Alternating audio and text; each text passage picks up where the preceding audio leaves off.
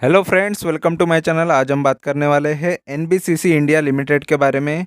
तो ये requested video है, तो ये व्यूअर की रिक्वेस्ट पे ये वीडियो मैं बना रहा हूँ। ठीक है, तो एनबीसीसी कंपनी कैसी है और इसका बिजनेस और सारी चीज़ें हम देखने वाले हैं। तो वीडियो एंड तक देखो और वीडियो अच्छा लगेगा तो ज़रूर चैनल को सब्सक्राइब करना। तो सबसे पहले यहाँ पर वेबसाइट देख लेते हैं और ये भारत सरकार की कंपनी है, यहाँ पर आप देख सकते हो।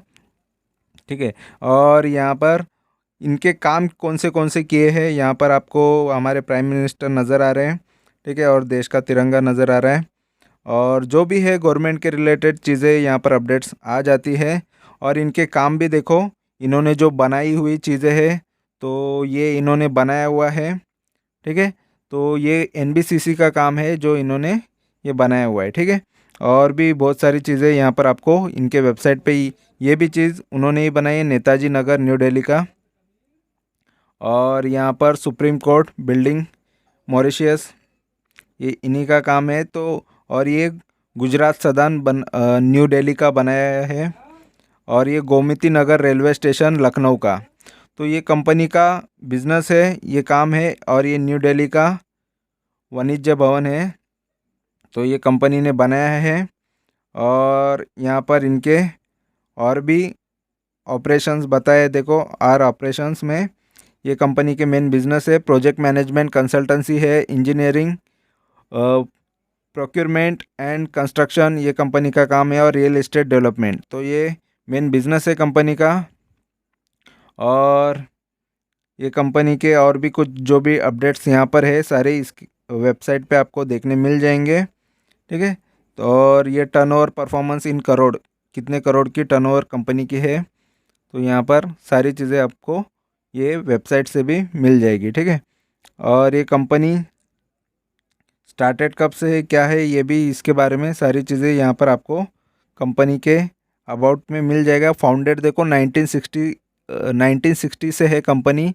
ठीक है, government of India civil engineering enterprise ये कंपनी है, और इसका हेडक्वार्टर दिल्ली के अंदर है। तो ये इसके बेसिक इन्फॉर्मेशन है जो आपको पता होनी चाहिए अगर आप लॉन्ग टर्म के लिए इसमें इन्वेस्ट करना चाहो तो। ठीक है, और अगर आपको शॉर्ट टर्म के लिए इन्वेस्ट करना है या और किस तरीके की कंपनी है जानना है, तो इसके फंडामेंटल भी सबसे इम्पोर्टेंट होते हैं जो हम इसके स्क्रीनर पे यहाँ पर देखने वाले हैं। तो स्क्रीनर पे यहाँ पर आपको ये डेटा नज़र आ रहा है, और यहाँ पर ये कंपनी का बिज़नेस किस तरीके का है और फंडामेंटल किस तरीके के है, तो ये भी मैं आपको डिटेल में बता देता हूँ। तो यहाँ पर आपको इसका मार्केट कैपिटल देख लो, जो 5,400 करोड़ 5,500 करोड़ का मार्केट कैपिटल कंपनी का है। 26 का इसका लो था, 53 का हाई था, और अभी का भाव चल रहा है 30 का। ठीक है, तो काफ़ी सस्ती अभी कंपनी है और ये लो के आसपास ही नज़र आ रही है। ठीक है, डिविडेंड देती है लगभग 1.5% के आसपास ये डिविडेंड आपको दे देती है। बुक वैल्यू अच्छा है, आरओई अच्छा है। ठीक है, रिटर्न ऑन इक्विटी अच्छा है, आरओसी भी अच्छा ही है, 23% का आरओसी है, रिटर्न ऑन कैपिटल एम्प्लॉयड, और फेस वैल्यू ₹1 का आ रहा है। ठीक है, तो और इसमें इसके चार्ट्स देखेंगे तो देखो, एक साल में ये चार्ट्स काफ़ी गिरावट हमको दिखा रहे हैं।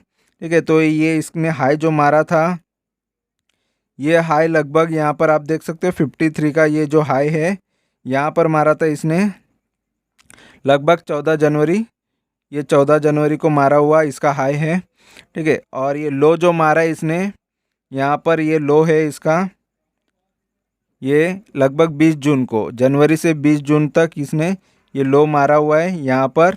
ठीक है, तो काफ़ी ये फिर उसके बाद अपसाइड इसने मूवमेंट दी है और फिर से गिरावट हमको देखने मिला है। तो एक साल में काफ़ी अप एंड डाउन किया है ये शेयर ने, और 3 साल में देखो, 3 साल में भी काफ़ी अप एंड डाउन इसमें नज़र आ रहा है। तो 3 साल में देखो इसने लो जो मारा था, इसका लो कितने का है, तो यहाँ पर लो आपको देखने मिलेगा इसका 3 साल का लो। तो 3 साल में देखो लो मतलब इसका लगभग ये यहाँ पर अ, यहाँ पर आप देख सकते हो ₹16 का लो तक ये पहुँचा था। यहाँ पर आप देख सकते हो ₹16 का प्राइस।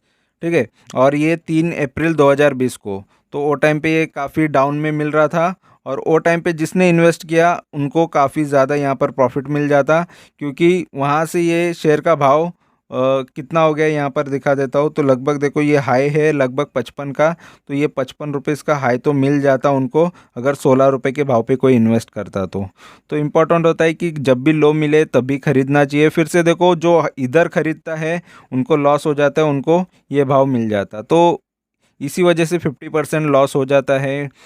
और तो अच्छे भाव पे रहना सही होता है, छोटे भाव पे कम भाव पे रहना फ़ायदेमंद होता है, ज़्यादा से ज़्यादा बड़े भाव पे रहना तो उसमें नुकसान ही होता है, ठीक है। और प्रॉज एंड कॉन्स की बात करेंगे तो देखो डेट, यहाँ पर डेट फ्री कंपनी है, तो कम्प्लीटली डेट फ्री ही है। और आगे आपको मैं दिखाऊंगा कंपनी पे कर्जा है या नहीं। और यहाँ पर डिविडेंड पे आउट 36% का देती है, ठीक ठाक है, ये अच्छा ही है, तो ये पॉजिटिव चीज़ें हैं। और नेगेटिव यहाँ पर क्या बता रहे हैं, देखो कंपनी का जो इसका सेल्स है पुअर है, सेल्स ग्रोथ जो है काफ़ी पुअर पुअर चल रहा है 5 साल के हिसाब से। तो 5 साल के हिसाब से चीज़ें ख़राब है, इसमें सेल्स ख़राब है।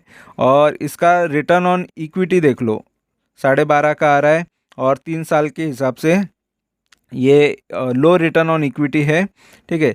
तो 3 साल के हिसाब से 12 का है, तो काफ़ी कम नज़र आ रही है, ज़्यादा भी नहीं है लेकिन 12-13% है तो भी कम ही है ये। और कंटिंजेंट लायबिलिटी भी है कंपनी पे 3,300 करोड़ 400 करोड़ के आसपास की कंपनी पे लायबिलिटीज़ है। और यहाँ पर 3 साल का इसका प्रमोटर की होल्डिंग डिक्रीज हुई है, प्रमोटर यहाँ पर सेलिंग कर रहे हैं, यहाँ पर आप देख सकते हो ये 6.5% प्रमोटर ने माल बेचा है, उनके शेयर्स बेचे हैं 3 साल के अंदर, तो वो भी चीज़ें हम देखेंगे आगे। और यहाँ पर पीयर कंपैरिजन की बात करेंगे तो देखो पीयर में ये सबसे नंबर 1 पे डीएलएफ है, जिसका मार्केट कैपिटल 88,000 करोड़ का है, और इसका ये एंड में है 8वें नंबर पे है। इसका मार्केट कैपिटल लगभग 5,500 करोड़ तक इसका मार्केट कैपिटल है, तो मार्केट कैपिटल की वजह से ये नंबरिंग होता है, ठीक है। तो ये अभी भी फ़िलहाल काफ़ी सस्ते भाव की कंपनी है। क्वार्टरली रिजल्ट्स की बात करेंगे तो देखो क्वार्टरली में यहाँ पर जून 2019 में कंपनी के सेल लगभग 1800 तक रहे हैं, 1800-1900 करोड़ तक, और अभी अभी भी लगभग 1798 मतलब लगभग 1800 के आसपास ये जून में किए हैं, तो कुछ ज़्यादा ग्रोथ यहाँ पर देखने नहीं मिला। सबसे ज़्यादा इसने सेल किया था यहाँ पर जस्ट ये 2700 का 2750 करोड़ का ये सेल किया था मार्च 2021 में। उसके बाद देखो सेल्स में गिरावट, कभी कभी मार्च में थोड़े अच्छे सेल्स रहे इसके हमेशा से, यहाँ पर आप देख सकते हो हर एक मार्च में, ठीक है, लेकिन बीच में उसके सेल्स अच्छे नहीं रहते। और एक्सपेंसेस भी उसी मुकाबले एक्सपेंसेस भी ज़्यादा ही हो रहे हैं उनके, और इस वजह से ऑपरेटिंग प्रॉफिट काफ़ी कम मिलता है कंपनी को। और ऑपरेटिंग प्रॉफिट कम मिलता है तो मार्जिन भी काफ़ी कम मिलता है। यहाँ पर देखो मार्जिन तो जस्ट 1-1.5% का मार्जिन, यहाँ पर तो माइनस में चला गया, यहाँ पर भी माइनस में इनका मार्जिन है। तो ये सारा सेल्स में से एक्सपेंसेस जाने के बाद यहाँ पर देखो, यहाँ पर तो एक्सपेंस ही ज़्यादा हुआ, एक्सपेंस ज़्यादा होने की वजह से क्या होता है कि ये लॉस हो जाता है, ठीक है। तो ये लॉस फिर ये आगे जाके लॉस में कन्वर्ट हो जाता है। और यहाँ पर देख लो कि इसके जून के रिसेंटली अगर रिजल्ट देखेंगे तो जून में भी इसी तरीके से रहा है। यहाँ पर एक्सपेंस देखो 1700 1750 है, और यहाँ पर 1800 तक का यहाँ पर कंपनी ने सेल किया, तो चलो 52 करोड़ का कंपनी को प्रॉफिट हुआ, ऑपरेटिंग प्रॉफिट, और वो 2-3% का ही प्रॉफिट है ये। और उसमें से भी माइनस हो गया ये अदर इनकम, अदर इनकम कभी कभी माइनस में चला जाता है, वो कहीं ना कहीं से तो लॉस हो जाता है कंपनी को, जहाँ पर कहीं इन्वेस्टमेंट होता है या कुछ होता है तो उसमें से ये कंपनी ने लॉस किया है, और उसके वजह से देखो जो भी था वो भी चला गया प्रॉफिट, अभी नेट प्रॉफिट माइनस में चला जाता है, ठीक है। यहाँ पर आप देख सकते हो नेट प्रॉफिट पूरा माइनस में चला गया, ठीक है। और ये सारी प्रॉब्लम्स होते हैं। और फिलहाल तो कंपनी का रिजल्ट देखो यहाँ पर एक बार माइनस में थी सितंबर 2019 में, और अभी जून के क्वार्टर में भी माइनस में है। और ये जस्ट ये इस बार इसके अदर इनकम के वजह से, अदर इनकम नहीं ये लॉस में होता तो ये कंपनी प्रॉफिट में होती। तो फिलहाल देखो ये नेगेटिव चीज़ हुई है कंपनी में। और मार्जिन, या मार्जिन का हमेशा से प्रॉब्लम रहा है, ये मार्जिन जो है इसका तो काफ़ी कम कम रहा है, तो इसमें प्रॉफिट निकालना काफ़ी मुश्किल हो जाता है इतने कम मार्जिन पे, ठीक है, नेट प्रॉफिट निकालना। और प्रॉफिट एंड लॉस की बात करेंगे तो यहाँ पर देख लो सेल्स जो है इसके, ठीक है, सेल्स कंटिन्यूसली बढ़ते जा रहे हैं, अच्छी बात है, ठीक है। कंटिन्यूसली इसके सेल थोड़े थोड़े बढ़ते जा रहे हैं। यहाँ पर कम हुआ और यहाँ पर भी कम हुआ था 9 के बाद, यहाँ से कम होते गया 2020 से, और यहाँ पर थोड़ा बढ़ गया अभी। और यहाँ पर टीटीएम भी अच्छा चल रहा है फ़िलहाल 12 मंथ का। तो यहाँ पर ऑपरेटिंग प्रॉफिट मार्जिन भी देखो स्टार्टिंग से 2014 से कम ही रहा है, 5%, 5%, 4%। यहाँ पर 1% काफ़ी कम है 2020 में, और यहाँ पर 2021 में 2%, यहाँ पर 3%। तो 3% का मार्जिन पे कंपनी चल रही है। और नेट प्रॉफिट देखो 2022 में कितना किया, तो कंपनी ने नेट प्रॉफिट किया 238, 7,600 करोड़ का सेल्स किया, उसमें से 238 का सिर्फ प्रॉफिट हुआ है कंपनी को, क्योंकि मार्जिन ही काफ़ी कम मिल रहा है कंपनी को इस वजह से। ठीक है। और अगर ये कंपनी में अगर आप 10 साल से भी इन्वेस्टेड रहते हो तो हर साल 13% के हिसाब से आपको ग्रोथ देखने मिलता। ठीक है। तो 13% की ग्रोथ एक टाइप के म्यूचुअल फंड की तरह ही ग्रोथ आपको ये दे रहा है।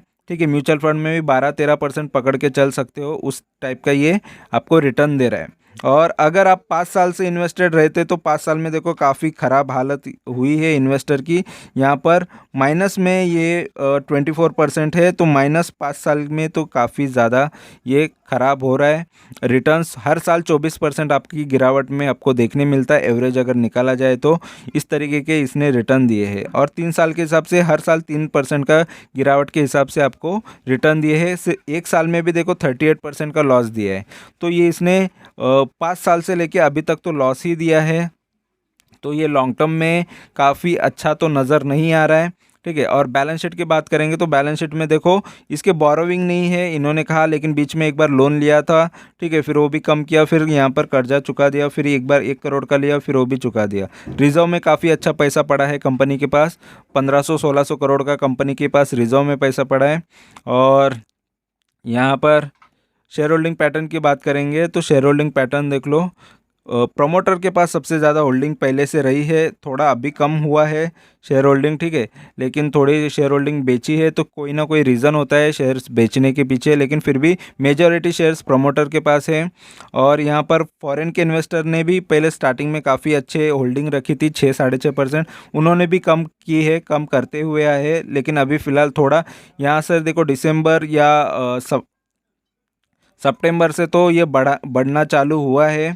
ठीक है। तो बढ़ रहा है इसके प्रमोटर एफआईज यहाँ पर होल्डिंग बढ़ा रहे हैं। और यहाँ पर डीआईज यहाँ पर देख लो, डीआईज यहाँ पर स्टार्टिंग में 12% थे, अभी 10% पे है। तो डीआईज यहाँ पर थोड़े कम ज़्यादा करते, कभी कभी बेचना भी पड़ता है। ठीक है। प्रॉफिट बुकिंग भी करनी पड़ती है, तो यही ये काम होता है। और पब्लिक का यहाँ पर इन्वेस्टमेंट देखो 15-15.5% था, अभी 24% है। तो पब्लिक ने शेयर होल्डिंग बढ़ाई है, बीच में उन्होंने भी थोड़े बहुत बेचे हैं शेयर्स, यहाँ पर थोड़ा थोड़ा बेचा है पब्लिक ने भी। ठीक है। तो सभी का इसमें ये इन्वेस्टमेंट है। और लॉन्ग टर्म के लिए तो मुझे तो फ़िलहाल देखो अभी भी शेयर में काफ़ी अपॉर्चुनिटी बाकी है, ये शेयर भागना काफ़ी बाकी है। अगर भागे तो और अच्छा है, सेल्स में भी इम्प्रूवमेंट आना बाकी है, प्रॉफिट मार्जिन में भी इम्प्रूवमेंट आना बाकी है। तो बहुत सारी चीज़ें अभी भी एक्सपेक्टेड है। तो ये चीज़ें होगी तो ही शेयर काफ़ी अच्छा परफॉर्म देगा, अच्छे रिटर्न्स देगा। नहीं तो इसमें इन्वेस्टमेंट करके रखने के लिए रख सकते, इसमें फ़िलहाल ग्रोथ आएगा तब आएगा, नहीं तो ये इसी तरीके से परफॉर्म करते रहेगा। क्योंकि 1 साल से, 5 साल से या 3 साल से भी देख लो, कुछ ग्रोथ इसने दिया नहीं है। तो आप अपने हिसाब से सोच के इसमें इन्वेस्ट करना है नहीं करना, ये डिसीज़न ले लेना। तो फ़िलहाल मेरे पास तो ये शेयर नहीं है, ये रिक्वेस्ट पे मैंने ये वीडियो बनाया है। तो आपको ये वीडियो अच्छा लगा है तो ज़रूर चैनल को सब्सक्राइब करो, लाइक करो, कमेंट करो, दोस्तों के साथ शेयर करो। Thank you very much for watching my video. Thank you, bye bye.